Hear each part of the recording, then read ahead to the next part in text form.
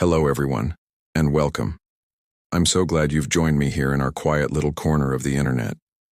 Think of this space as a dimmed, cozy attic, a peaceful retreat from the hustle and bustle of the world outside. You've found your way to a lecture for sleep, but don't worry, my goal isn't to bore you into slumber. Instead, tonight we're going to embark on a journey together, a gentle exploration into the world of rest.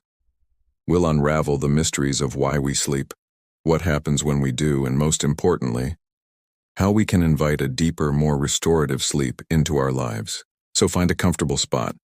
Maybe you're already tucked into bed, or perhaps you're curled up in your favorite chair with a warm drink. Just allow yourself to settle in. Let your shoulders relax. Take a soft, easy breath, and let's begin. First, let's talk about the why. Why do we spend nearly a third of our lives in this strange, unconscious state? It can feel like lost time, can't it? But sleep is anything but a passive shutdown. It's an incredibly active and essential period for our bodies and minds. Imagine your brain is a bustling city. During the day, it's rush hour. Information is constantly flowing, decisions are being made, and waste products are building up, just like traffic and trash on city streets. When you sleep, it's like a highly efficient overnight cleaning crew comes in. A fascinating process called the glymphatic system gets to work, clearing out metabolic waste that accumulates between your brain cells during the day. One of these waste products is beta amyloid, a protein that's famously linked to Alzheimer's disease. So, a good night's sleep is literally a deep clean for your brain, helping to keep it healthy and sharp for the long term. But it's not just about cleaning. Sleep is also when your brain consolidates memories. Think of all the things you learned and experienced today. A new skill, a conversation, a passage from a book. During sleep, especially during certain stages, your brain replays these experiences, strengthening the important neural connections and pruning the less important ones. It's like a diligent librarian, carefully filing away the day's events, making sure the valuable information is stored securely and is easy to retrieve later. This is why you might struggle with a problem, go to sleep, and wake up with the solution. Your sleeping brain was hard at work, making connections your conscious mind couldn't. And what about our bodies? Sleep is prime time for physical repair. While you're resting, your body increases the production of proteins that are the building blocks for cell growth and repair. Your muscles, which have worked hard all day, get a chance to recover. Your immune system gets a powerful boost, producing and releasing cytokines, which are proteins that help target infection and inflammation. Have you ever noticed that when you're fighting off a cold, all you want to do is sleep? That's your body's innate wisdom, telling you it needs that downtime to mount a proper defense. So, sleep isn't a luxury.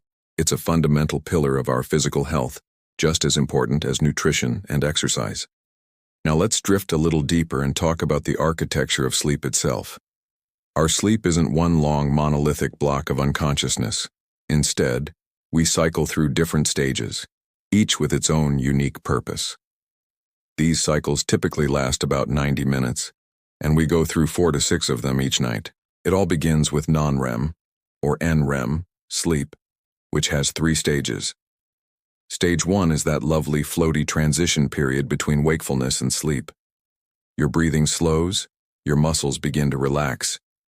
You might experience a sudden muscle twitch, called a hypnic jerk, that feeling of falling that jolts you awake. This is a very light stage of sleep. From there, you drift into stage 2. This is where you spend the majority of your total sleep time. Your heart rate and body temperature drop, and your brain waves slow down, punctuated by little bursts of rapid activity called sleep spindles. These spindles are thought to be crucial for memory consolidation, that library work we talked about earlier. Then we reach the deep end, stage 3 non-REM sleep, also known as slow wave sleep.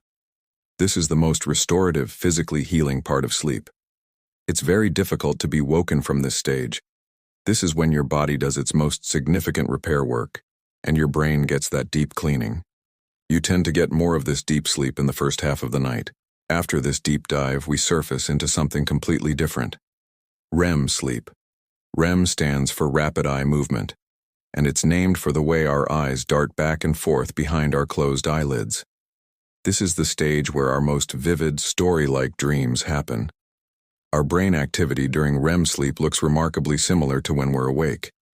But thankfully, our body is in a state of temporary paralysis, a mechanism called muscle atonia, which prevents us from acting out our dreams. REM sleep is often called paradoxical sleep for this reason, an active mind in a still body. This stage is vital for emotional regulation and creative problem solving. It's like a form of overnight therapy, where our brain processes the emotional experiences of the day, stripping away the stress and anxiety, and integrating the lessons learned. It helps us wake up with a fresh perspective.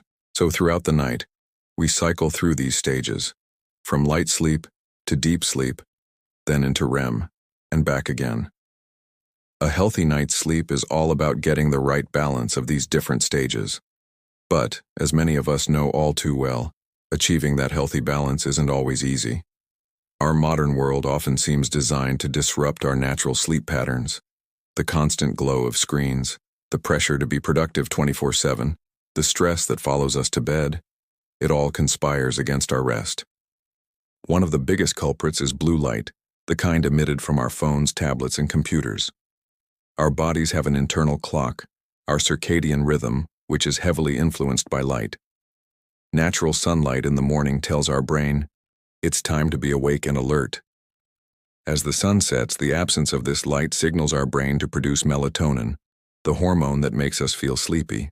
But when we stare at a bright screen late at night, we're sending a confusing message to our brain. The blue light tricks it into thinking it's still daytime, suppressing melatonin production and making it much harder to fall asleep. This is why creating a digital sunset is so important.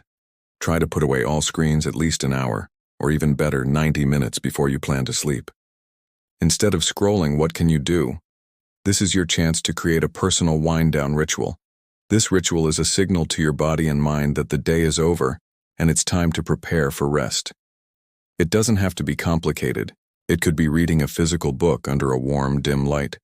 It could be some gentle stretching, focusing on releasing the tension from your neck, shoulders, and back. Or perhaps you could try journaling. Writing down your thoughts, your worries, or even just 3 things you're grateful for from the day can be a powerful way to clear your mind. It's like emptying your mental backpack before you lie down, so those thoughts don't chase each other around your head all night. A warm bath or shower can also work wonders. The rise in your body temperature followed by the rapid cool down when you get out mimics the natural drop in body temperature that precedes sleep, helping to trigger that sleepy feeling. The key is consistency.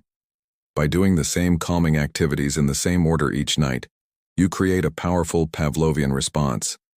Your brain begins to associate this ritual with sleep, and you'll find yourself feeling drowsy automatically as you go through the motions. Let's also consider your sleep environment. Just like we've created this cozy, dimmed attic in our minds, your bedroom should be a sanctuary for sleep. Ideally, it should be cool, dark, and quiet. Our bodies sleep best in a cooler temperature, somewhere between 60 to 67 degrees Fahrenheit, or 15 to 19 degrees Celsius. For darkness, consider blackout curtains or a comfortable eye mask. Even small amounts of light from streetlights or electronics can disrupt your sleep quality. Cover up or unplug any glowing LEDs. And for quiet, if you live in a noisy environment, earplugs or a white noise machine can be incredibly helpful.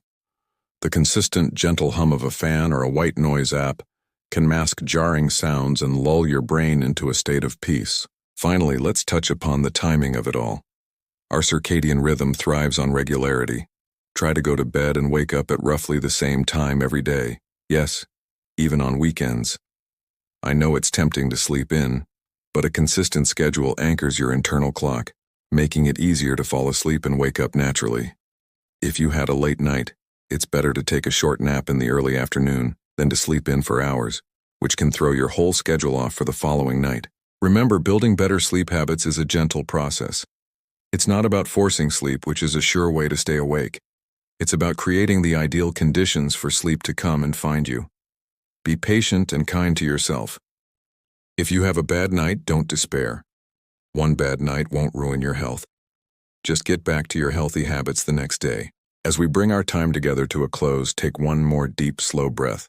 Feel the weight of your body, supported and safe. Acknowledge the incredible, intricate work your body and brain are about to do for you tonight. Sleep is a gift you give yourself. It's an act of self-care and profound restoration. Thank you for spending this time with me here in our quiet space.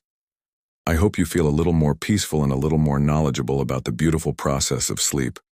May your nights be deep and your dreams be sweet. If you found this helpful, please consider liking this video and subscribing to the channel for more gentle lectures on well-being. Sweet dreams and good night.